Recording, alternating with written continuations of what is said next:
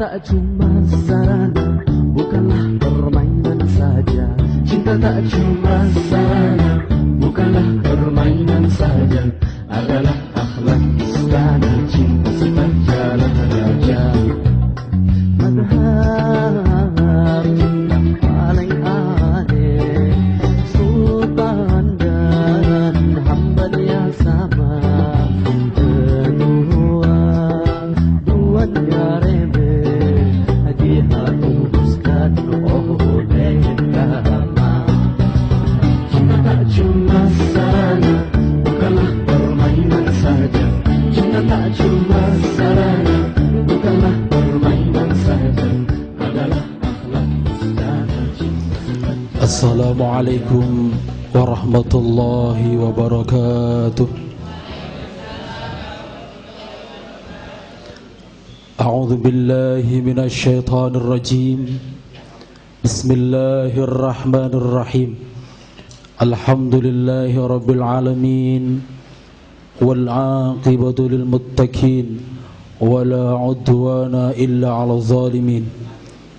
Assalatu wassalamu 'alan nabiyil mustafa Muhammadin sallallahu alaihi wasallam wa 'ala alihi wa ashabihil mujahidin at-tahirin, amma ba'd. Marilah acara pada pagi hari ini kita buka dengan bacaan Ummul Kitab. Mudah-mudahan segala yang kita laksanakan selalu mendapatkan perlindungan dan hidayah dari Allah, dapat meningkatkan kualitas kita sebagai seorang mahasiswa, sebagai seorang muslim yang pada akhirnya kita mampu beribadah lebih istiqamah dan terakhir dapat mencapai husnul khatimah. Amin ya rabbal alamin. Liridhaillah bi syafaati Rasulullah Muhammadin sallallahu alaihi wasallam. Al-Fatihah. A'udzubillahi.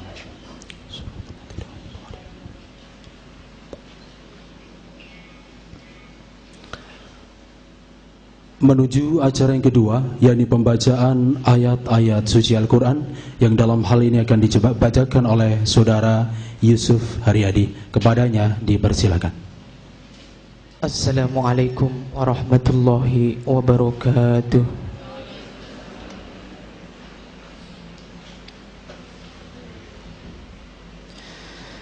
A'udzu billahi minasy syaithanir rajim.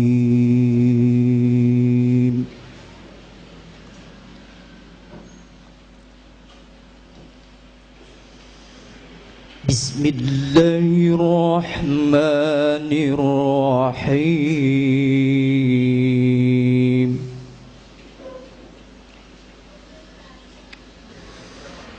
Innallaha ashtara minal mu'minina anfusahum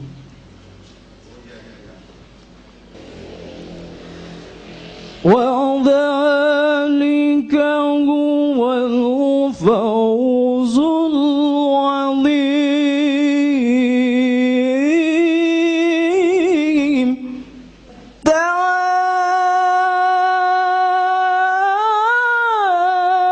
التائبون العابدون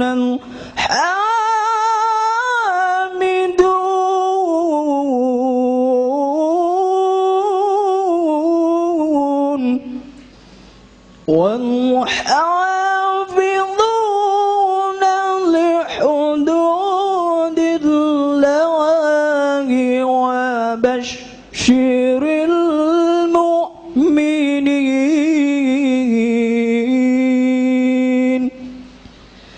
Shadaqallahul azim.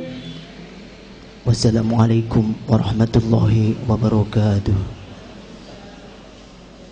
Berlanjut menuju acara yang ketiga, yakni sambutan-sambutan. Sambutan yang pertama yakni dari Ketua Panitia Penyelenggara Bedah Buku di pagi hari ini, yang dalam hal ini akan disampaikan langsung oleh Saudara Nurkholis. Kepadanya dipersilakan. Assalamualaikum warahmatullahi wabarakatuh. Alhamdulillahi Rabbil Alamin. Assalatu wassalamu ala ashrafil anbiya'i wal mursalin wa ala alihi wa ashabihi ajma'in.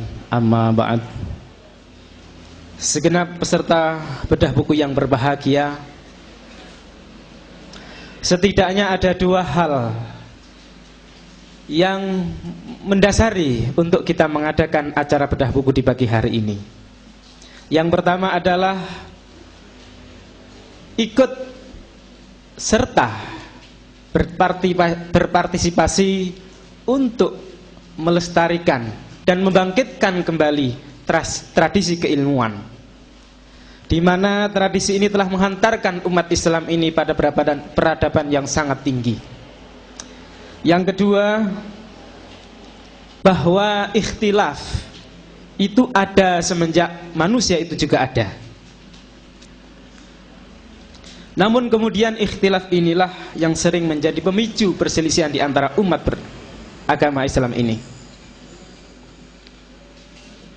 Padahal di dalam ikhtilaf ini ada rahmat Allah. Nah,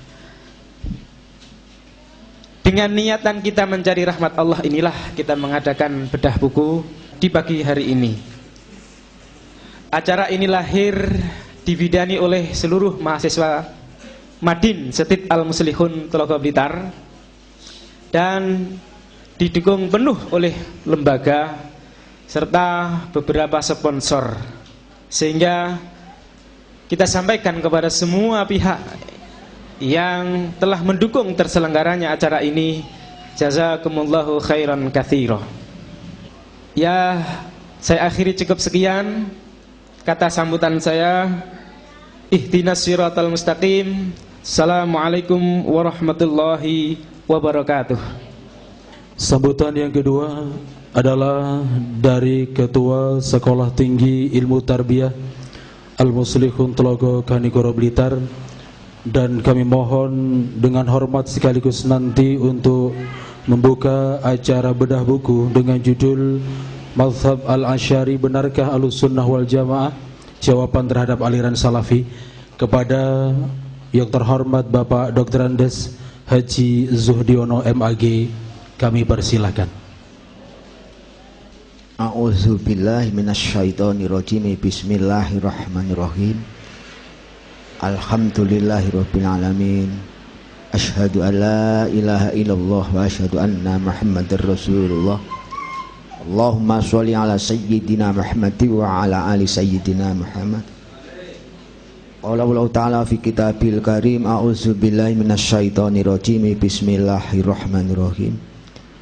Yarfa'illahu alladhina amanu minkum walladhina utul ilma darajat. Al-ayah amma ba'd. Atas nama Ketua Stit Al-Muslihun Blitar menyampaikan selamat datang, sugeng rawuh pada bapak-bapak, ibu-ibu yang telah sudi menghadiri undangan dari panitia dalam rangka bedah buku. Sebagai sahibul bait, seandainya ada kekurangan apapun, kami mohon maaf yang sebesar-besarnya. Saudara-saudara sekalian, mungkin istilah bedah buku ini dapat dikonotasikan operasi buku. Bahkan ada yang nggak ngerti sama sekali, karena masih pisan ini sekali ini bedah buku ya opo. Itu masih banyak itu, walaupun mahasiswa sekalipun dah asing, karena jarang diadakan seperti ini. Sebab itu ini bagus sekali. Apa ini event seperti ini bagus sekali, karena menambah wawasan dan menambah kemantapan. Apa itu Ahlussunnah wal Jamaah, apa itu Nahdlatul Ulama, apa itu Salafiyah dan sebagainya.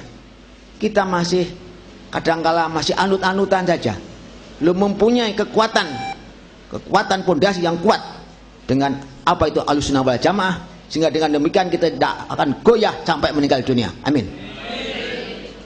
Saudara-saudara sekalian, lebih dalam lagi tokoh pakar dari Surabaya, beliau ini hadir, beliau yang mengarang, yang menulis, menyusun majalah kita Aula. Beliau yang ada di muka akan berbicara apa adanya. Saya sampaikan selamat datang, dan istrinya punya ini dulu murid saya. karena beliau taat dengan guru. Loh itu mendapat jodoh luar biasa. Saya katakan, sopo ae barang siapa taat kepada guru, dosen, kiai, derajat dunia akhirat tercapai. Terima kasih. Saya nyatakan dibuka dengan baca Bismillahirrahmanirrahim.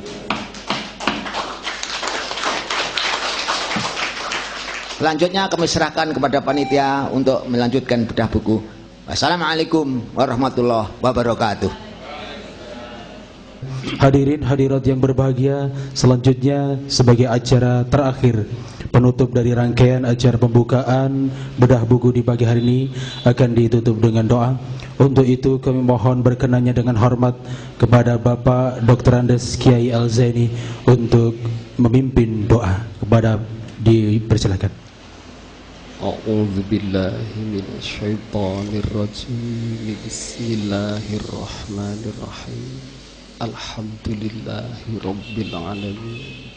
Allahumma salli ala sayyidina Muhammad wa ala ali sayyidina Muhammad. Ya alimu ya hakim. Allahumma allimna al-hikmah wa faqihna fid-din. Dengan berakhirnya bacaan doa tadi, maka berakhir pula lah rangkaian acara pembukaan bedah buku kita di pagi hari ini dengan judul Mazhab Al-Asy'ari benarkah Ahlussunnah wal Jamaah? Jawaban terhadap aliran Salafi. Saya sebagai pembawa acara dari awal hingga akhir membawakan acara ini, ada hal-hal yang kurang berkenan di hati para hadirin hadirat semuanya berkait dengan perkataan dan juga tingkah laku. Mohon maaf yang sebesar-besarnya. Saya akhiri billahi taufiq wal hidayah. Assalamualaikum warahmatullahi wabarakatuh. Bismillahirrahmanirrahim. Alhamdulillahi rabbil alamin. Wassalatu wassalamu ala asrafil anbiya'i wal mursalin wa ala alihi wa ashabihi ajma'in, amma ba'du. Hadirin yang kami hormati, acara ini sebelum kita mulai acara bedah buku akan diawali dengan pengantar dari penerbit Kalista Surabaya yang menerbitkan buku Mazhab Al-Asy'ari benarkah Ahlussunnah wal Jamaah? Jawaban terhadap aliran Salafi, yang akan disampaikan oleh Dr. Andes Ahmad Ma'ruf Asrori. Kepada beliau disilahkan. Assalamualaikum warahmatullahi wabarakatuh. Bismillah, alhamdulillah, wa syukrulillah, wassalatu wassalamu ala rasulillah wa ala alihi wa sahbihi wa man wala, amma ba'da. Yang terhormat Ketua Stid Al-Mukhlisun Bapak Yudhoyono dan pembantu ketua, yang terhormat para undangan, putra-putri baik yang ada dalam internal Setid Al-Muslihun maupun dari luar Setid Al-Muslihun yang kami hormati. Alhamdulillah, di detik jam ini kita dapat bertemu muka, bermuajahah dalam rangka untuk tholabul ilmi. Kalau selama ini kita sering belajar mulai dari ibtidaiyah, sanawiyah, pondok pesantren dan lain sebagainya, kemudian apa yang kita pelajari itu menjadi kita yakini, namun selama ini kadang-kadang belum kita ilmiahi, sehingga insya Allah dan bismillah Kalista akan mengilmiahi apa yang kita yakini bersama. Dan seandainya apa yang kita yakini itu masih perlu koreksi-koreksi, akan kita adakan koreksi-koreksi itu sepanjang koreksi-koreksi itu melalui para pakarnya. Jadi Kalista sudah ada 32 judul, penulisnya diantaranya Ustadz Idrus Romli, ada Kiai Mustafa Bisi, ada Kiai Jahal Mahfud dan lain-lain. Dan terus terang secara jujur bahwa Kalista visi misinya sama dengan Nahdlatul Ulama.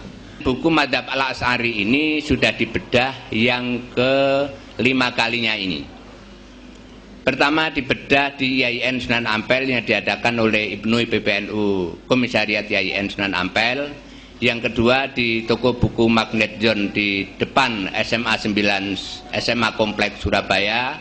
Yang ketiga di Unibdu, Komunitas Mahasiswa di Jombang, kemudian di sini.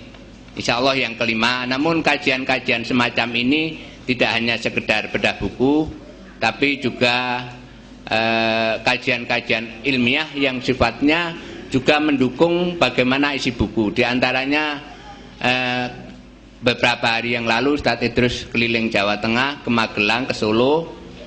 Terus yang kemarin juga berdiskusi dengan Gus Ulil Absor Abdallah tentang jil. Saya kira cukup sampai di sini daripada mempanjang lebar.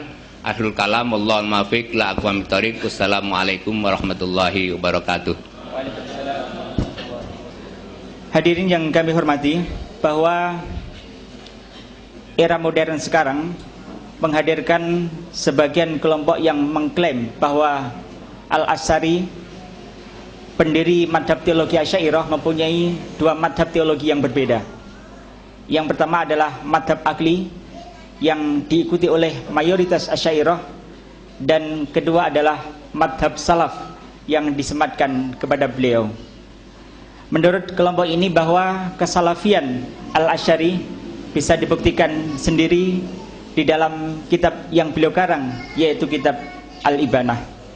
Sehingga kelompok ini menyatakan bahwa mayoritas Asy'ariyah telah melakukan kesalahan besar dalam soal bertuhan karena tidak tahu menahu soal konversi teologi yang dilakukan oleh Al-Asy'ari.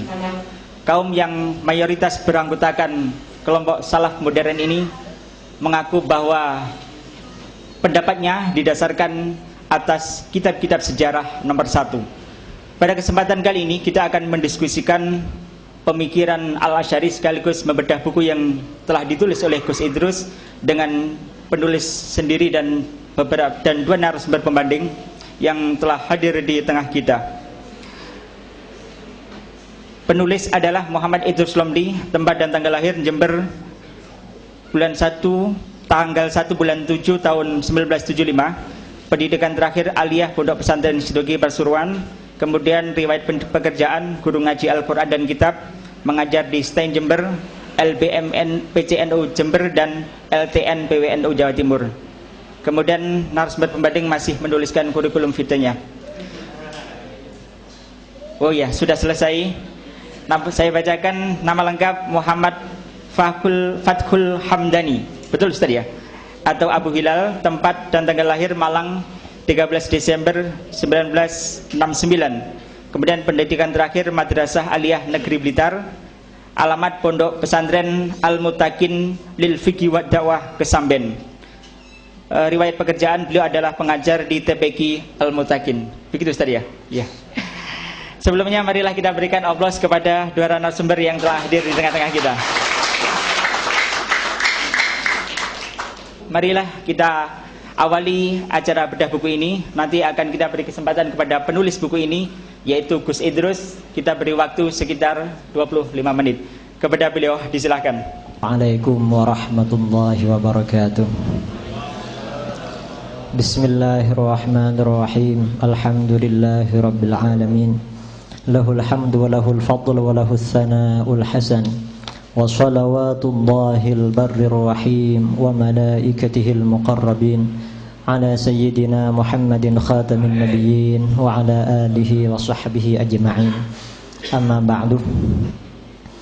Yang saya hormati dan saya muliakan Ketua Sekolah Tinggi Ilmu Tarbiyah Al-Muslihun Bapak Dr. Andes Zuhdiono MAG, berikut jajaran internal Stit Al-Muslihun, para hadirin wal hadirat, mahasiswa dan mahasiswi, tidak lupa yang saya hormati Al-Ustaz Abu Hilal.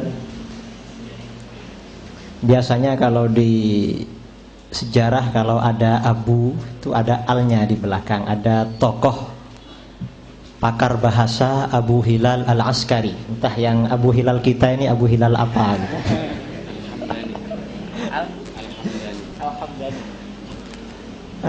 Direktur Halista Bapak Kiai Haji Ahmad Ma'ruf Asrari yang saya hormati. Imam Al-Asy'ari ini memang seorang ulama yang sangat besar. beliau pendiri mazhab yang dikenal dengan mazhab al-Asy'ariyah atau al-Asy'ariyah. Karena mazhab yang dirintis oleh beliau ini sangat besar, ada upaya-upaya dari sebagian kalangan untuk mencabut, untuk memutus hubungan antara Imam Asy'ari dengan pengikutnya al-Asy'ariyah, sehingga muncullah suatu dugaan atau asumsi bahwa mazhab al-Asy'ari yang ada sekarang sebenarnya berbeda dengan mazhab Imam Asy'ari sendiri pada fase yang terakhir dalam kehidupan beliau.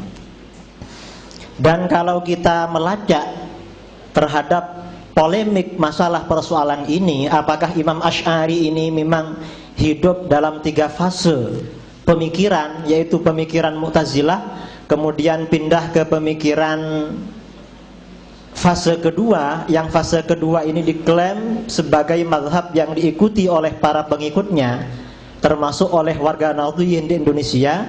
Kemudian setelah itu Imam Al-Asy'ari berpindah ke fase yang ketiga yang diklaim sebagai fase salaf. Ini sebenarnya munculnya, fase ini munculnya dari mana? Kalau kita mengkaji sejarah Imam Al-Asy'ari yang ditulis oleh para sejarawan abad pertengahan ke belakang dan sebelum-sebelumnya, istilah 3 fase bagi Imam Al-Asy'ari itu tidak pernah ada. Baik biografi beliau yang ditulis oleh Al-Imam Al-Khatib Al-Baghdadi dalam Tarikh Baghdad, atau biografi beliau yang ditulis oleh Al-Imam Al-Hafiz Abul Qasim Ali bin Al-Hasan bin Hibatullah bin Asakir Ad-Dimashqi dalam kitabnya Tabyinu Kidhbil Muftari Fima Nusiba ilal Imam Abil Hasan Al-Asy'ari. Di dalam kitab ini yang mengungkap secara panjang lebar tentang Imam Asy'ari, karangan-karangannya, sejarah hidupnya, berikut pengikut-pengikutnya, tidak ada penjelasan bahwa Imam Asy'ari hidup dalam 3 fase. Munculnya Imam Al-Asy'ari hidup dalam 3 fase ini sebenarnya dari asumsi-asumsi saja. Yang asumsi ini oleh sebagian kalangan berupaya dihubungkan dengan salah satu kitab yang populer di kalangan Nahdliyin, yaitu kitab Ithafus Sadah Al-Muttaqin bi Syarhi Asrari Ihya'i Ulumiddin, karangannya Al-Imam Al-Hafiz Muhammad Murtada Az-Zabidi, yang beliau mengutip dari Al-Hafiz Ibnu Katsir Ad-Dimashqi dalam kitabnya mungkin Tabaqatul Fuqaha Asy-Syafi'iyyin atau kitab yang lain. Katanya Imam Al-Asy'ari hidup dalam 3 marhalah di dalam kitab ini. Tetapi redaksi yang disampaikan oleh Az-Zabidi ini sangat tidak cukup untuk melegitimasi atau mempertahankan argumentasi kelompok yang mengatakan Imam Asy'ari hidup dalam 3 fase. Karena informasi yang disampaikan oleh Az-Zabidi ini sangat minim sekali, yaitu hanya menyampaikan pada fase kedua Al-Asy'ari itsbatus sifat as-sab'iyah al-aqliyah, menetapkan sifat 7 yang akliyah. Kemudian pada fase ketiga Imam Al-Asy'ari itsbatus sifat al-khabariyah min ghairi ta'wilin wala tashbihin wala takyifin wala takyif, tanpa seperti itu. Ini tidak cukup. Mengapa? Karena adanya perbedaan antara Asy'ari yang dikutip oleh Murtada Az-Zabidi dalam Ithafus Sadah Al-Muttaqin dengan kelompok yang mengklaim bahwa Al-Asy'ari telah keluar dari mazhab yang dibangunnya, yang kemudian fase kedua ini diikuti oleh Asy'ariyah sendiri. Ini ada perbedaan yang cukup signifikan. Seperti tadi dikatakan, Murtada Az-Zabidi mengatakan bahwa Asy'ari dalam fase ketiga menetapkan sifat khabariyah bila ta'wilin wala takyif wala tashbih. Jadi tanpa melakukan takwil, tanpa melakukan takyif, melakukan kaifah, artinya bagaimana menghilangkan unsur-unsur yang menimbulkan tashbih atau tajsim terhadap Allah Subhanahu wa taala, dan juga tanpa tashbih menyerupakan Allah Subhanahu wa taala. Sementara kelompok yang mengklaim Al-Asy'ari katanya sudah mencabut mazhab itu, ini bertentangan dengan informasi ini. Mengapa? Karena kelompok ini melakukan itsbatul kaifiyah, itsbatut takyif terhadap sifat-sifat khabariyah yang ada di dalam akidah mereka itsbatut takyif, menetapkan takyif terhadap sifat-sifat khabariyah. Dan Al-Asy'ari ketika itsbatus sifat al-khabariyah bila takyif, ini sebenarnya mengikuti salah satu pendekatan ulama salaf yang juga diakui dan diikuti oleh Asy'ariyah sendiri, yang namanya pendekatan tafwid.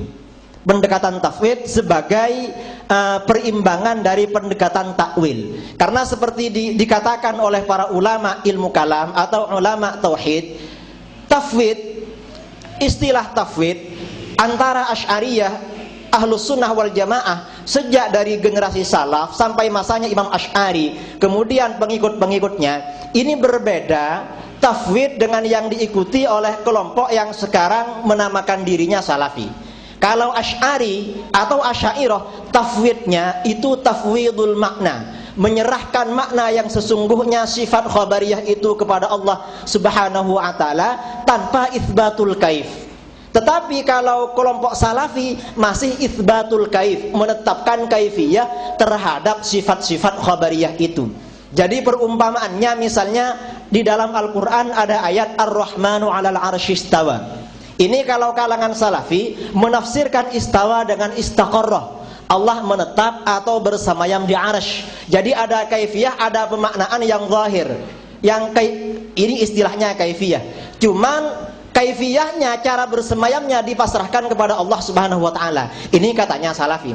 Kalau kita Ahlus Sunnah wal Jamaah, Asy'ariyah berpandangan bahwa istawa tidak diartikan istaqarrah, tetapi istawa itu ya diartikan menyerahkan makna istawa itu sendiri, makna yang sebenarnya kepada Allah Subhanahu wa taala.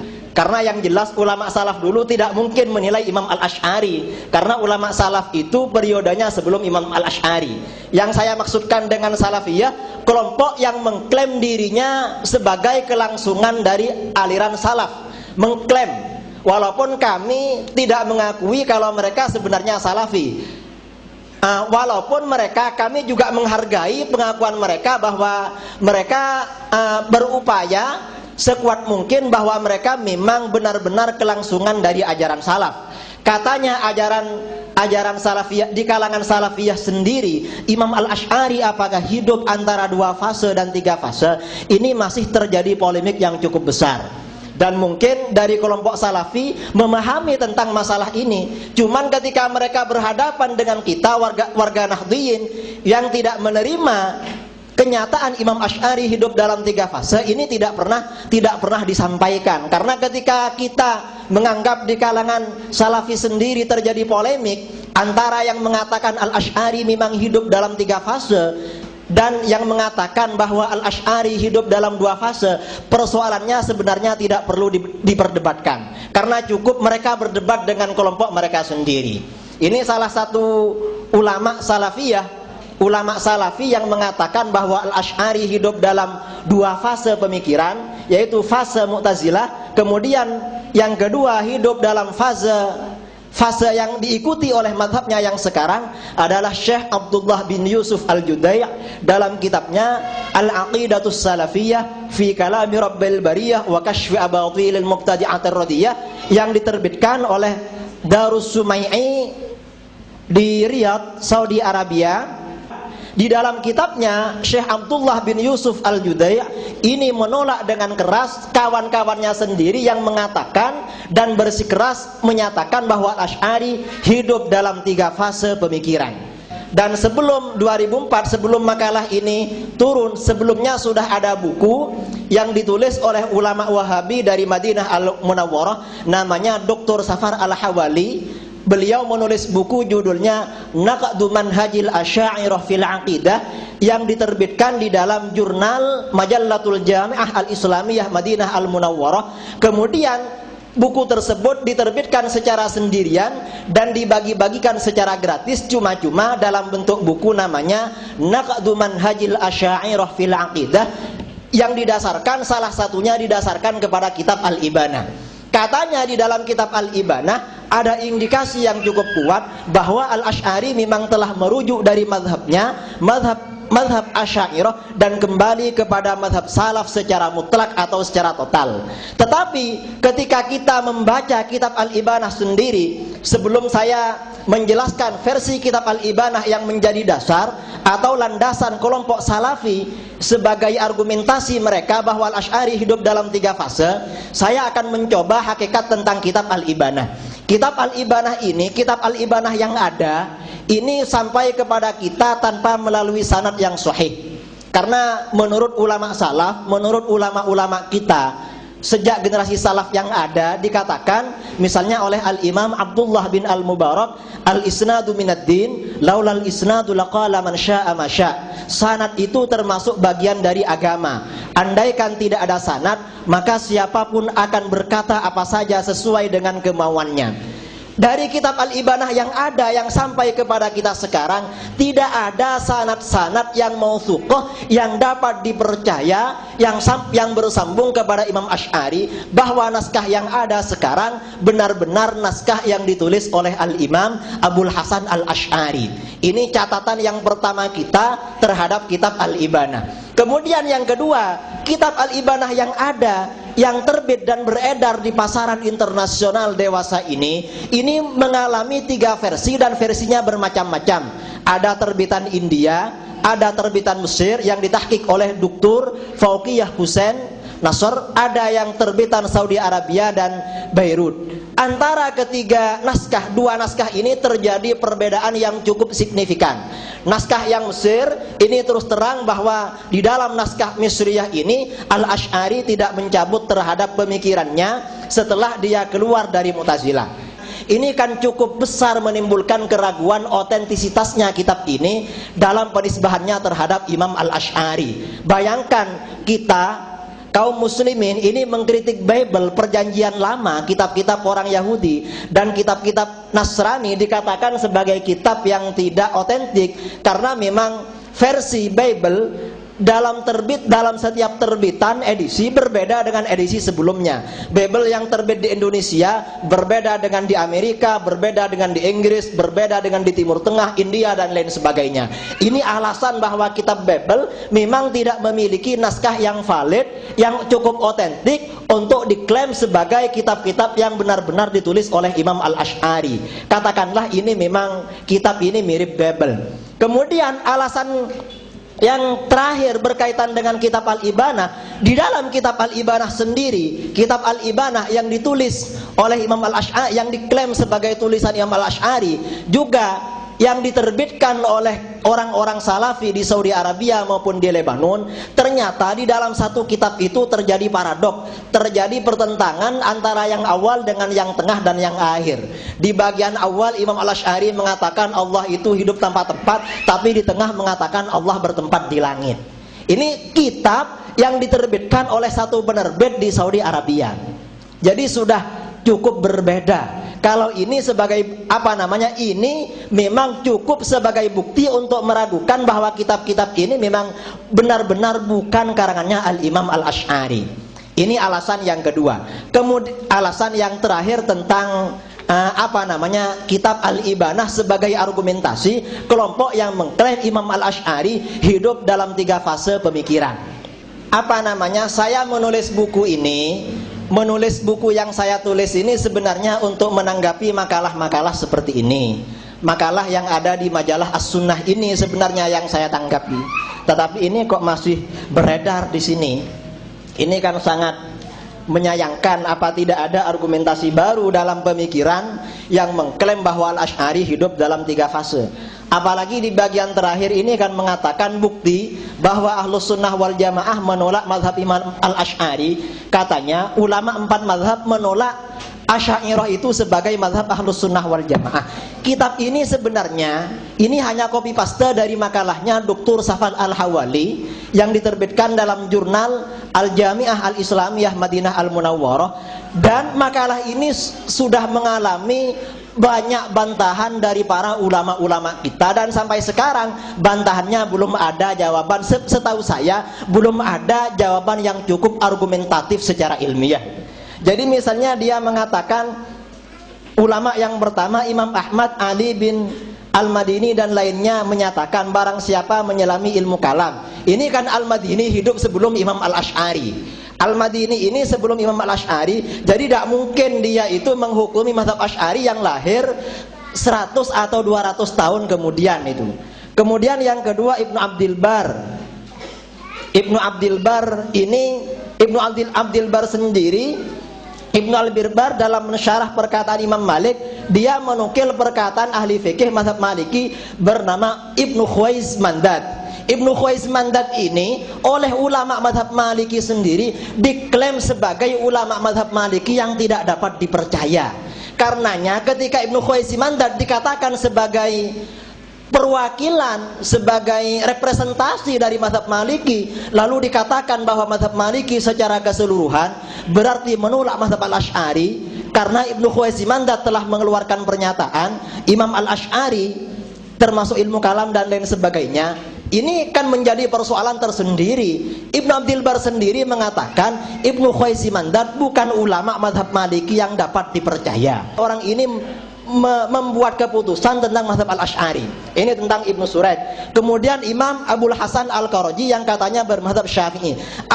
Abul Hasan Al-Qaraji walaupun dia mazhabnya Syafi'i, tetapi dia bukan orang yang dikenal di kalangan mazhab Syafi'i. Dia bukan seorang faqih yang muktabar di kalangan mazhab Syafi'i. Para ulama Syafi'i sendiri yang muktabar di kalangan Syafi'iyah justru semuanya mengikuti mazhab Asy'ari, mulai dari para ulama ahli hadis seperti Al-Imam Al-Hafidh Abu Bakar Al-Baihaqi, Al-Imam Al-Hakim Abu Abdillah An-Naisaburi, Al-Imam Abu Nuaim Al-Asfihani, Ibnu Asakir Ad-Dimashqi, Ibnu Sam'ani dan lain sebagainya, semuanya mazhabnya Al-Asy'ari. Dan ini Abul Hasan Al-Qaraji apabila dibandingkan dengan ulama-ulama top yang memang jelas-jelas mengikuti mazhab Al-Asy'ari, tidak ada apa-apanya. Ini sama dengan menghukumi sesat aliran Nahdlatul Ulama dengan merujuk kepada salah seorang yang mengklaim dirinya mantan Kiai NU yang menulis mantan Kiai NU menggugat sholawat dan zikir syirik misalnya, lalu mengatakan ajaran NU sendiri oleh ulama NU tidak dapat diterima, padahal dia sendiri bukan perwakilan representasi mazhab Nahdlatul Ulama, aliran Nahdlatul Ulama. Kalau Nahdlatul Ulama mestinya yang berbicara Kiai Sahal Mahfud, Kiai Hashim Asy'ari, almarhum Kiai Mahrus Ali Lirboyo, Kiai Ahmad Siddiq Jember, Kiai As'ad Syamsul Arifin dan ulama-ulama yang selevel seperti itu. Sama dengan ketika ulama Syafi'iyah dikatakan memberikan komentar yang miring, yang sinis terhadap mazhab Al-Asy'ari, maka yang berkomentar tersebut haruslah ulama-ulama yang selevel Imam Al-Haramain, Imam Al-Ghazali, Al-Hafidh Ibnu Hajar, Imam An-Nawawi dan lain sebagainya. Barangkali yang saya sampaikan ini cukup sebagai pengantar acara bedah buku kali ini. Kurang lebihnya mohon maaf. Assalamualaikum warahmatullahi wabarakatuh. Terima kasih kami sampaikan kepada Ustaz Idrus. Beberapa hal sudah disampaikan oleh beliau, cukup semangat, luar biasa. Kurang lebih selama 25 menit. Beberapa hal yang dapat kami simpulkan bahwa kalau kita mendasarkan dari apa yang sudah disampaikan oleh Az-Zabidi di dalam kitab Idhafus Sadatil Mutakin, bahwa Imam Al-Asy'ari mengalami 3 fase, kemudian disimpulkan bahwa mazhab Al-Asy'ari, Al-Imam Al-Asy'ari keluar dari madhabnya dan mengikuti madhab salaf adalah kesimpulan yang tergesa-gesa. Kemudian yang kedua masalah kitab Al-Ibanah, bahwa kitab Al-Ibanah itu ternyata masing-masing penerbit punya versi tersendiri-sendiri. Padahal Al-Ibanah itu kitab yang sangat terkenal, terkenal orangnya, terkenal pengarangnya, yaitu Imam Al-Asy'ari. Lalu bagaimana Ustaz tentang hal ini? Untuk selanjutnya kita berikan kepada Ustaz Abu Hilal. Beliau luar biasa, beliau sudah menulis naskah untuk bedah buku pagi hari ini, kurang lebih ada 100 halaman. Tepuk tangan untuk Ustaz Abu Hilal. Monggo, waktu 25 menit. Alhamdulillah, wassalatu wassalamu ala rasulillah wa ala alihi wa ashabihi man walah, wa asyhadu an la ilaha illallah la syarika lah, wa asyhadu anna Muhammadan abduhu wa rasuluhu alladzi la nabiyya ba'dah. Ikhwan fiddin, jazakumullah. Bapak, Ibu sekalian, adik-adik dan penulis yang saya hormati dan juga saya cintai karena Allah SWT. Ada memang isu tentang pembagian fase kehidupan Imam Abu Hasan Al-Asy'ari itu juga sebenarnya adalah hanya orang-orang yang ingin mempermudah saja, atau orang yang mungkin mengklasifikasikan kehidupannya. Kalau saya lihat itu cuma dua saja kok sebenarnya. Saya telah melihat dalam kitab Al-Bidayah wa Nihayah oleh Imam Ibnu Katsir di juz yang ke-11. Bukunya saya simpan di mobil, saya mohon maaf karena bukunya cukup banyak. Di mobil itu ada semuanya apa yang kami tulis referensinya, dan tidak mungkin saya akan ngoyong-ngoyong kayak keong, itu tidak mungkin. Kami cukupkan biar di mobil aja. Tapi insya Allah kalau tidak percaya bisa dibuka bersama, dan insya Allah kami jujur dalam menukil. Kami tidak menambah atau mengurangi dari ucapan para ulama yang telah ada itu. Nanti kualat saya kalau mengurangi ucapan mereka. Jadi kalau saya lihat dalam tulisan Imam Ibnu Katsir ketika memasukin tahun 324, yaitu di masa Ustadz atau Imam Abu Hasan Asy'ari itu meninggal, beliau menjelaskan, yaitu Asy'ari itu telah pindah dari fase ketika beliau mengikuti Mu'tazilah, ya, kemudian dia meninggalkan dan dia mengikuti manhaj sunnah. Sementara itu dalam kitab Al-Ibanah juga, yang ada dalam mobil itu, beliau mengatakan, dan din atau ucapan yang kami ucapkan dan din yang kami yakini adalah tamassuk bi kitabillah wa sunnati Rasulillah sallallahu alaihi wasallam wa bima yaqulu al-Imam Abu Abdullah Muhammad bin Ahmad bin Hanbal. Beliau menjelaskan, din suatu ucapan yang kami katakan dan suatu din yang kami pegang adalah berpegang teguh kepada sunnah, kepada Al-Quran, kepada sunnah Rasulullah, dan kami mengikuti apa yang telah disampaikan oleh Imam Abu Abdullah Muhammad Ahmad bin Hanbal. Dari ucapan yang semacam ini, beberapa penulis telah melihat bahwasanya Abu Hasan Asy'ari telah meninggalkan mazhab pemikiran, ya, pemikiran apa itu Mu'tazilahnya, kemudian dia mengikuti manhaj Ahlus Sunnah sebagaimana yang telah digariskan oleh Imam Ahmad bin Hanbal. Walaupun dalam kitab ini, buku ini ada tulisan Imam Abu Hasan Al-Asy'ari adalah tokoh atau pemimpin, kalau nggak salah begitu ya, atau perintis Ahlussunnah wal Jamaah. Di sini juga kami tulis semacam pembandingnya. Betulkah Ahlussunnah wal Jamaah itu telah dibentuk oleh Imam Abu Hasan Al-Asy'ari? Ternyata kalau kami lihat, ternyata juga tidak. Karena apa? Ahlussunnah sudah ada sebelum Imam Abu Hasan Al-Asy'ari. Sebagaimana ungkapan ini dijelaskan oleh Imam Ayyub Asy-Sikhtiyani, Imam Ibnu Ruhawiyah, kami tuliskan di sini. Kami kasih judul itu sejarah munculnya istilah Ahlussunnah wal Jamaah. Jadi yang intinya, ternyata banyak ulama yang hidup jauh sebelum Abu Hasan Al-Asy'ari, beliau sudah sering menggunakan kalimat-kalimat Ahlussunnah wal Jamaah. Oleh karena itulah, kalau dinisbatkan Ahlussunnah adalah pengikut Asy'ari, ini berlebihan. Saya tidak mengatakan sesat atau salah, tidak, tapi ini cukup berlebihan. Karena apa? Istilah itu sudah muncul jauh sebelum Abu Hasan Al-Asy'ari, bagaimana diungkapkan para imam yang hidupnya ratusan tahun sebelum dia, bahkan termasuk sahabat yaitu Abdullah bin Abbas yang juga sering mengucapkan kalimat Ahlussunnah wal Jamaah. Oleh karena itulah, karena Abu Hasan Al-Asy'ari sendiri telah mengakui dia ngikutin pendapatnya Ahmad bin Hanbal yang notabene adalah imam saya. Mungkin saya berbeda dengan Bapak. Kalau Bapak mungkin madhabnya Syafi'i, saya madhabnya Hambali, tapi saya juga berguru kepada Imam Syafi'i cukup banyak lewat karya tulisnya, dan saya mengagungkan Imam Syafi'i dengan keluasan ilmunya. Tidak ada satupun ucapan Syafi'i yang pernah saya celah, semuanya saya agungkan, walaupun ada banyak perbedaan. Cuma dalam penetapan masalah akidah, dalam masalah fikih, kita juga banyak mengambil pendapat-pendapat Imam Syafi'i rahimahullah. Oleh karena itulah, dari perbedaan pemikiran tentang penentuan Ahlussunnah wal Jamaah yang dalam pandangan kami, dalam apa itu tulisan para ulama yang telah menjelaskan bahwasanya tentang istilah Ahlussunnah itu tidak dimulai dengan munculnya Asy'ari, tidak, tapi sudah muncul jauh, yaitu di zaman para sahabat, tabi'in dan tabi'ut tabi'in. Sehingga dalam pandangan kami yang lebih tepat dipanggil sebagai tokohnya atau imamnya Ahlussunnah wal Jamaah adalah Imam Ahmad bin Hanbal rahimahullah dalam pandangan kami. Karena apa? Karena beliau adalah orang yang betul-betul teruji. Bahkan ulama berikutnya mengatakan Allah telah memuliakan kembali din ini dengan dua orang.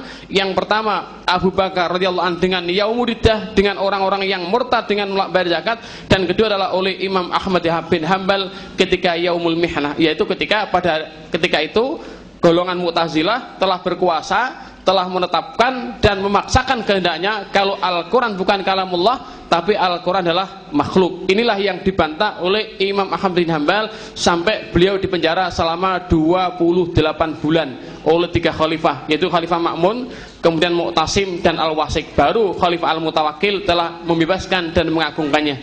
Ini dari satu sisi. Sebenarnya perbedaan antara Asy'ariyah dengan Ahlussunnah yang kami ketahui, barangkali saya masih banyak yang belum tahu gitu ya. Itu yang kami ketahui sebenarnya nggak banyak perbedaannya. Dijelaskan oleh Imam Ibnul Qayyim Al-Jauziyah dalam kitabnya Al-Ijtima' Juyushul Islamiyah. Juga ada di mobil kitabnya, Pak. Di sana dijelaskan sebenarnya pada secara global pemikiran Abu Hasan Al-Asy'ari itu sudah sama dengan pemikirannya Imam Ahmad dengan para sahabat, cuma cara tafsil. Secara rincian ini Asy'ari banyak sekali mentakwilkan ayat-ayat yang berkaitan dengan sifat-sifat Allah. Inilah yang para ulama salaf pendahulunya tidak pernah melakukan.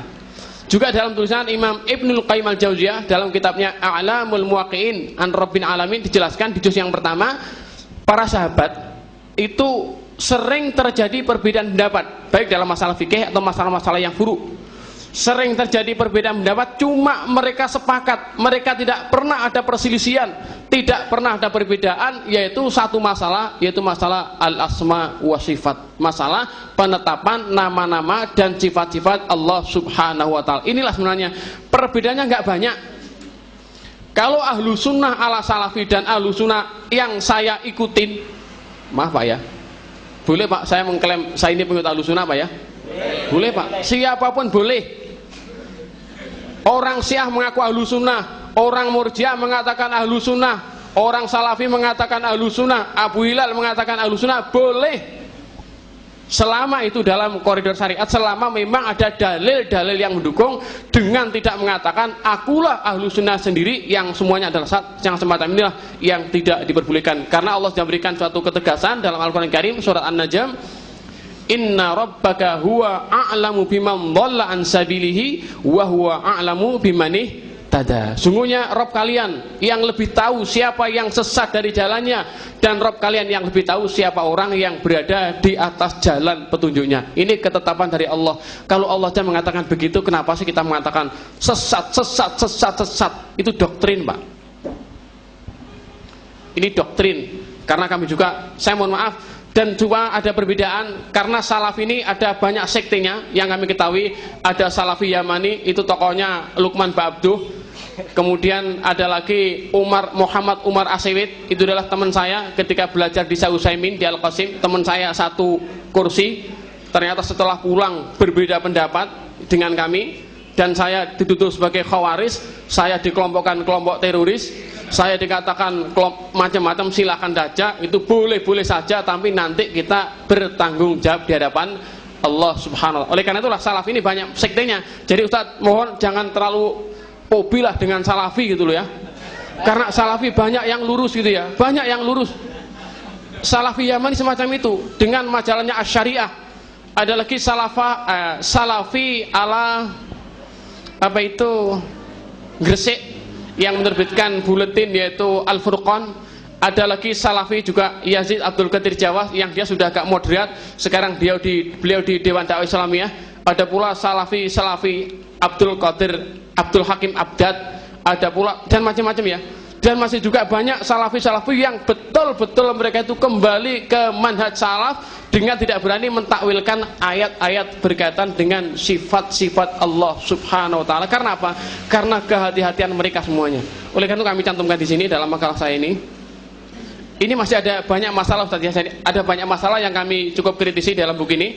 Oleh karena itu masalah bicaraan masalah perbedaan Asy'ariyah dengan ahlu sunnah ala salafi yang lurus ya, saya dalam tanda petik salafi yang lurus, cuma sedikit ada perbedaannya. Perbedaannya cuma dalam keberanian dalam menafsirkan atau mentakwilkan ayat-ayat yang berkaitan sifat-sifat Allah Subhanahu. Lainnya itu nggak ada perbedaan. Ini bukunya kadang-kadang juga berlebihan Pak bahasanya yang saya lihat. Tapi ala kulli hal saya biarkan aja, toh nanti buku ini dengan sendirinya akan ada yang memberikan bantahan. dan saya nggak mau nulis bantahnya, biar saya nulis sendiri, saya sodorkan kepada pembaca. Milih yang coklat boleh, milih yang hijau juga boleh, tanpa ada suatu cercaan caci makian. Karena apa? Karena kami yakin Pak, adanya NU dan Muhammadiyah, saya mohon maaf kalau bicara masalah ini, kalau kita lihat, kita harus punya pikiran yang dewasa. NU dan Muhammadiyah merupakan anugerah Allah yang tidak Allah berikan kepada dunia selain Indonesia ini. Saya mau tanya Pak sekarang, siapa yang nyuruh NU kok mendirikan pesantren? Bahkan NU ini merupakan organisasi terbesar di dunia dalam sisi jumlah dan dalam sisi pengelolaan pesantren. Siapa yang nyuruh NU mendirikan pesantren sampai menjamur se-Indonesia, nggak ada, sedunia nggak ada tandingannya itu? Siapa juga yang nyuruh Muhammadiyah bikin pesantren gagal terus? Tapi kalau bikin rumah sakit, sekolah kok unggulan. Bahkan Muhammadiyah adalah suatu organisasi terbesar dunia dalam mengelola masalah pendidikan. Bahkan Yahudi pun tidak sanggup Pak ngelawan seperti Muhammadiyah. Betul itu?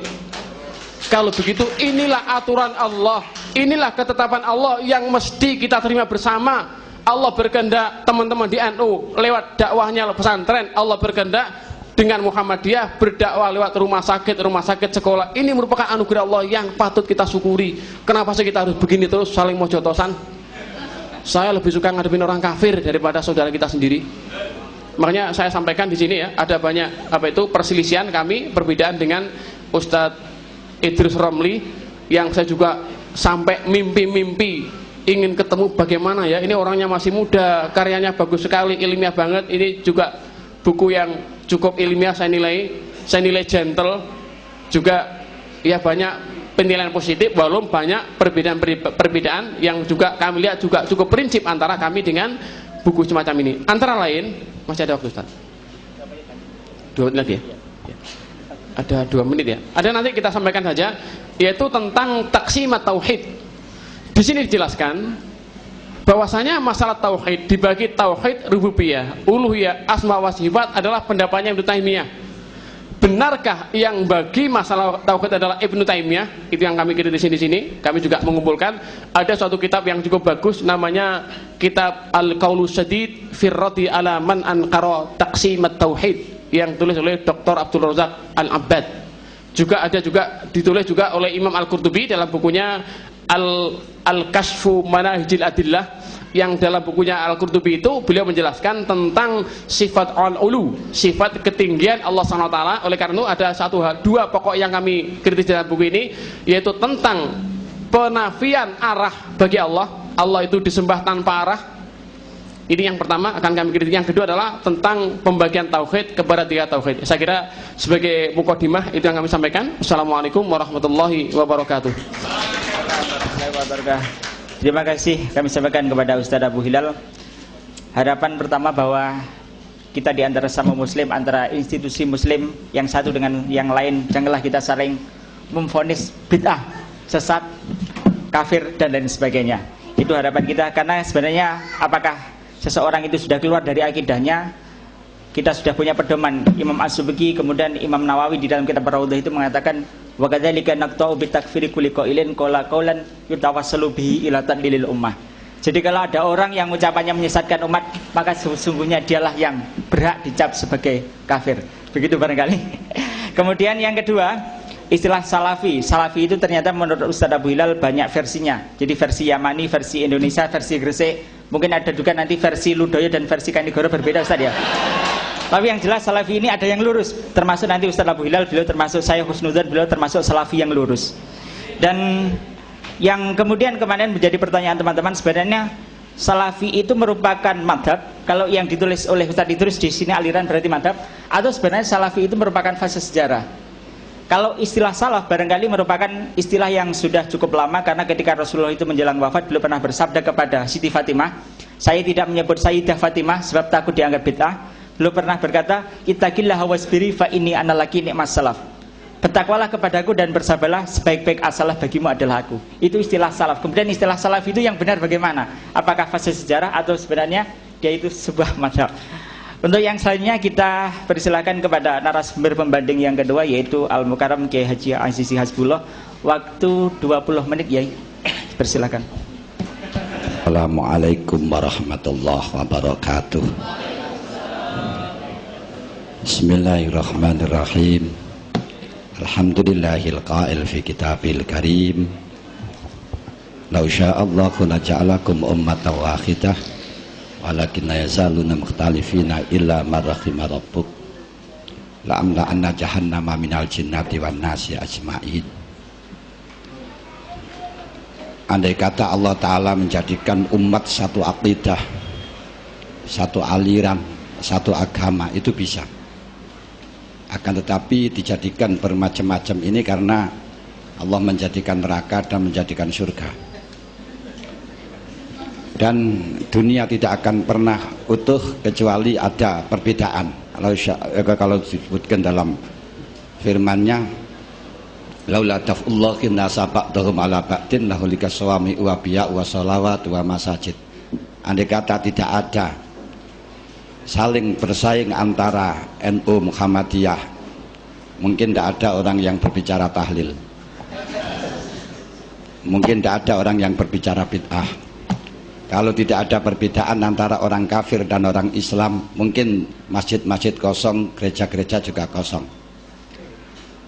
Nah, namun keseluruhannya itu hanya sunnatillah, di mana sunnatillah itu dijadikan untuk sebagai ujian kita ada di dunia. Dunia itu kalau memang semuanya maksiat akan kiamat, kalau semuanya taat juga akan kiamat. Seperti rumah sakit, kalau semuanya orangnya sakit, rumah sakit akan gulung tikar, karena nggak ada dokter, nggak ada perawat. Tapi sebaliknya semuanya sehat juga gulung tikar. Karena apa? Tidak ada yang diobati, tidak ada yang sakit. Namun yang paling membahayakan kalau orang sakit itu pura-pura sehat. Ini yang sulit, diobati katanya sudah sehat, nggak diobati tapi tidak semangat. Maka yang paling baik adalah orang yang sehat tapi tidak merasa sehat. Janganlah jadi orang yang sakit tapi merasalah kita sakit. Biar kita selalu menjaga stamina. Itu yang perlu kita ketahui. Kemudian perbedaan umat, perbedaan sosial kultural, perbedaan akidah dan lain sebagainya, itu memang sudah merupakan sunnatillah. Ibnu Khaldun di dalam mukaddimahnya mengatakan inna akhwalal alami wal umami wa awaidahum la nakhlakum la tatum wa la witratin wahidah wa min hajin mustamir inna ma huwa bi ikhtilafin wa ma yakunu dzalika inna ma huwa bi ikhtilafin wa ma yakunu dzalika. Dan ini kalau itu inna ma huwa ikhtilafun alal imam wal asminah wa intiqalun min halin ila halin wa ma yakunu dzalika lil asqas wal awqat. Keadaan dunia, bangsa-bangsa adat istiadat, keyakinan mereka tidak selalu mengikuti suatu model dan sistem tetap, melainkan selalu berubah-ubah dari hari ke hari. Dalam perubahan ini tentunya kita di dalam mengaktualisasikan ajaran agama tidak cukup hanya dengan melihat satu model. Tentunya karena dalam konteks Islam, di dalam perubahan agama bisa diamati melalui beberapa pendekatan yang secara singkat. Satu, melihat pendekatan doktrinal. Dua, pendekatan historis. Ketika melalui pendekatan kultural dan budaya. Kita ketahui seluruhannya itu mulai zaman Rasul. Islam mestinya di zaman Rasul tidak ada perbedaan, tidak ada klasifikasi ilmu tauhid, tidak ada klasifikasi ulama kholaf, tidak ada klasifikasi ulama salaf, tidak ada ilmu fikih dan tidak ada ilmu tasawuf dan lain sebagainya. Akan tetapi perlu kita ketahui tidak lama Rasulullah meninggalkan kita. Pada waktu zaman sahabat masih ditunggui sahabat-sahabat yang senior, sahabat yang mubasyirun bil jannah. Tapi kenyataannya sudah ada Khawarij, sudah ada Syiah, dan nama Ahlussunnah wal Jamaah walaupun sudah ada, Ahlul Adli sudah ada, tapi belum muncul menjadi kelompok dan menjadi organisasi. yang sebagaimana sekarang ini. Kemudian tidak lama lagi juga ada kholaf. Nah, ini yang saya akan berbicara karena hanya 20 menit. Sebenarnya kita berbicara itu masalah kultural, masalah budaya yang paling menyentuh di sini. Sebenarnya karena apa? Karena sekarang itu musimnya membid'ah-bid'ahkan masalah tahlil, membid'ah-bid'ahkan masalah Sayyidina gara-gara tidak ngerti masalah kultural, tidak ngerti masalah budaya, gitu saja loh. Andai kata dia ngerti, tentu dia akan taslim. Nah, oleh karenanya sebenarnya yang paling pokok saya sekarang ini akan berbicara soal itu, tapi karena dalam keadaannya mendesak untuk berbicara soal salafiyah dengan salafi dengan apa itu kholaf, ya terpaksa saya sedikit akan berbicara soal perbedaan ulama salaf dan perbedaan ulama kholaf. Yang saya maksudkan bukan salafi, kelompok salafi tidak, tapi perbedaan ulama salaf dan ulama kholaf. Ulama salaf itu adalah orang-orang yang hidup di zaman sebelum 300 abad, orang-orang yang di dalam mengamalkan agamanya selalu berpijak langsung kepada Quran dan hadis. Tidak ada istilah harus mengikuti kepada mazhab tertentu, itu cirinya. Kemudian memang seperti dulu seperti itu, akan tetapi ada beberapa hal-hal yang harus mengajak berubah, sebab setelahnya Islam menjadi berkembang yang begitu pesat pada waktu kholaf, yang ditulis mungkin sudah ditulis oleh dalam kitabnya Ustadz Idrus, yaitu memicu harus ada mazhab untuk membedakan antar satu dengan yang lain. Karena kalau sekarang itu seperti sekarang saja, kalau dibebaskan kita untuk mengikuti pada Quran dan hadis, wong baca saja gak ngerti, tafsir saja gak ngerti. Kemudian kalau tidak dibatasi dengan mazhab mengikuti siapa saja, sekarang waktunya sudah asar, sulit untuk membedakan antara yang benar dan ada yang salah, antara yang bernuansa politik atau yang ikhlas dan sebagainya, itu kita nggak tahu. Maka untuk menyelamatkan dalam hal itu kita batasi dengan mazhab. Kemudian di dalam ajaran tauhid, di dalam tauhid itu antara salaf dan kholaf ada perbedaan. Memang kalau kholaf itu selalu mentakwili ayat-ayat yang kalau memang dibiarkan tidak ditakwili akan membahayakan. Saya katakan ulama kholaf mentakwili itu salah, namun salah untuk kebenaran itu harus. Karena kita harus kadang-kadang dalam rangka menyelamatkan adalah untuk berbuat salah. Tidak harus orang itu jujur terus, tapi akan kejelungup. Contohnya, kalau kita katakan yadullah fauqa aydihim, kalau ulama salaf tidak menafsiri hanya tangan Allah adalah di atas tangan mereka. Ini oleh ulama kholaf, kalau memang dibiarkan seperti ini akan mengatakan Allah punya tangan. Jelas, karena pahamannya sudah jauh dari hadis, jauh dari Rasulullah. Oleh karenanya untuk menyelamatkan itu dikatakan kekuasaan. Sebenarnya kata yad dibatasi dengan kekuasaan itu tidak benar, karena yad itu lebih atas daripada kekuasaan.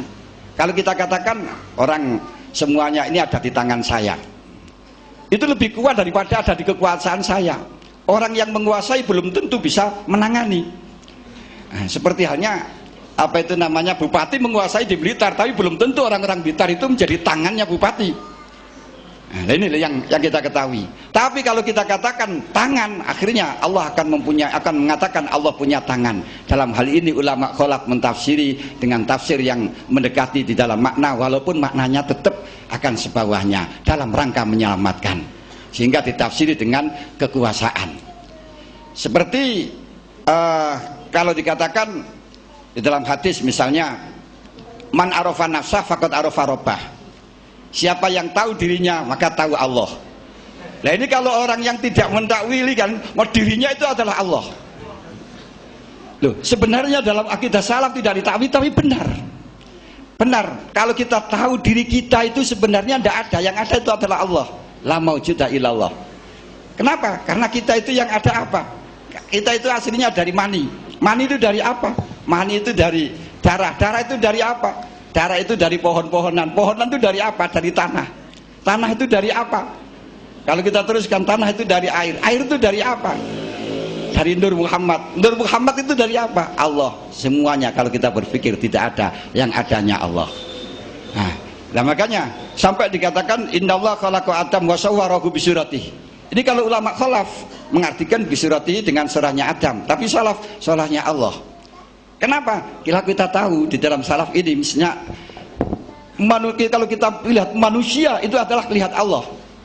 Itu ulama salaf. Tapi ulama khalaf kalau dikatakan seperti ini akan mengatakan manusia itu Allah. Allah berkeliaran, Allah untuk sepeda, akan mencrek. Contohnya seperti ini loh. Kalau kamu melihat pada angin, pada kelapa itu selalu ditiup angin bergerak-gerak. Ketika kamu mengetahui bahwa kelapa itu tidak bisa bergerak, yang bergerak itu aslinya angin. Makanya orang yang sepertinya akan mengatakan, wah anginnya kencang sekali. Padahal yang dipandang bukan angin, yang dipandang adalah pohon kelapa. Ini sebenarnya salaf itu benar. Salaf itu seperti itu. Tapi kalau orang yang khalaf, orang yang masih belum ngerti terus dikatakan kalau angin, akhirnya dia menemukan, oh angin ini gambarnya seperti itu ya. Nah, kalau gitu loh. Inilah perbedaan antara salaf dan khalaf. Tapi entah kalau salafi saya nggak ngerti. Nah, ini ulama salaf dengan ulama khalaf. Kalau salafi itu terserah. Bapak Abu Hilal tadi di dalam masalah ayat-ayat yang mutasyabihat yang tidak boleh ditakwili itu bagaimana dia untuk mengatakan atau untuk mentakwili atau menafsiri ayat tersebut. Apa hanya Allah punya tangan tapi tidak mengatakan tangan itu bagaimana? Wah, kalau seperti ini sangat ironis sekali orang yang mengatakan tidak tahu apa yang dikatakan. Orang yang mengatakan tidak tahu yang mengatakan adalah ini masih banyak beberapa ayat-ayat yang semacam ini. Makanya pada waktu khalaf di dalam tafsiran ini ada 3 macam. Ada kalanya yang memang mengakibatkan fasad, yaitu mengikuti ulama salaf tapi tidak paham dengan ulama salaf yang akhirnya mengatakan Allah punya tangan. Terus Allah alal arsistawa, Allah di atas arsy. Apalagi yang dikatakan oleh salafi yang sekarang ini yang ditulis oleh Syekh Usmani sebagai tokoh Wahabi dalam syarah kitab Riyadhus Shalihin, dalam hadis yang mengatakan Dalilul Muslimin, kitabnya Dalilul Muslimin. Itu kita harus tahu, banyak kitab-kitab sekarang yang sudah ditipu oleh mereka-mereka.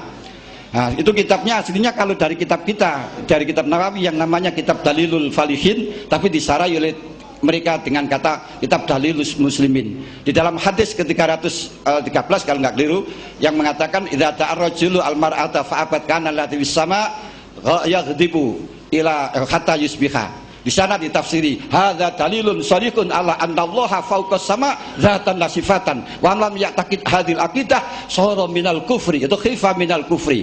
Nah, mereka menafsir semacam itu. Loh, apakah kita tidak perlu mengadakan tafsiran yang pas untuk meluruskan pemahaman mereka? Kalau kita katakan Allah di atas langit, loh, langit dengan Allah itu lebih besar mana? Allahu Akbar. Tapi kalau menurut mereka salaf sebenarnya Allah di atas langit, tapi bukan langit ini di atas langit, itu kekuasaannya di atas langit lebih dhuwur maneh. Anda kalau langit bisa melihat, Allah tidak akan pernah bisa melihat. Anda tidak bisa menguasai pada langit, tidak bisa untuk meliput semuanya langit, apalagi kepada Allah. Maksudnya semacam ini ulama salaf. Akan tetapi dalam hal ini karena mengkhawatirkan orang-orang mencelek akan menjadi mujasim, maka akhirnya ditafsiri dengan tafsiran Allahu alal arsistawa ay as-salatuh ala sama alal arsy dan semacam itu. Seperti diteruskan malah oleh Syekh Usmani yang menjadi tokoh mereka. Itu saya punya kitabnya sebenarnya karena keliru di dalamannya. Abu Usaimin kok Usmani, Usaimin. Kemudian di sana itu dikatakan dalil yang soreh bahwa setiap orang menjak dulu sampai sekarang kalau minta kepada Allah pasti tangannya diangkat ke langit. Hadza dalilun sharihun ala anallahu fawqas sama. Inilah latar belakang ulama khalaf di dalam mentakwili dari mentakwili dari ayat. Silakan tidak usah ditakwili asalkan Anda tafwid tidak ngerti. Kalau tidak mentakwili namun tidak tafwid, inilah yang akan mengakibatkan bahaya kepada kita. Nah, kalau kita tafwid saja, yaitu kita akan membaca Quran, membaca ayat tanpa tahu dengan maknanya. Ya sudah baik daripada memberi makna memaksakan tapi keliru. Nah, ini masih banyak kan? Habis? Habis? Ya sudahlah. Ya, sudah enggak apa-apa. Terima kasih Kiai. Demikianlah beberapa paparan yang telah disampaikan oleh Kiai Azizi mengenai tentang masalah salaf dan khalaf, bahwa sebagaimana dulu kita pernah haji di musola itu, bahwa di dalam kitab Jauharut Tauhid ala Sarhil Bajuri, Syekh Bajuri menjelaskan bahwa ulama salaf itu adalah aslam, lebih selamat, dan ulama khalaf itu adalah ahkam, lebih konseptual, dan keduanya itu sama-sama benar sesuai dengan fungsi dan tugasnya masing-masing. Barangkali contoh yang paling tepat logikanya seperti hanya spektrum disparatif antar madhab yang 4 seperti Maliki, Hanafi, Hambali, dan Syafi'i, yang walaupun berbeda ternyata keempat-empatnya itu bisa dibenarkan. Dan contoh sampel yang lain misalkan seperti Imam Syafi'i, walaupun punya 2 madhab yang berbeda, yaitu ketika beliau di Irak punya qaul qadim dan ketika di Mesir beliau punya qaul jadid, ternyata keduanya ini dapat dibenarkan secara ilmiah oleh para ulama. Demikianlah beberapa yang saya simpulkan dari apa yang disampaikan oleh Kiai Azizi. Dan sebelum kita melanjutkan sesi dialog, kita akan konfirmasi dulu kepada narasumber penulis buku ini. Kurang lebih kita beri waktu selama 15 menit untuk menanggapi dari yang sudah disampaikan oleh pembanding. Monggo Ustaz.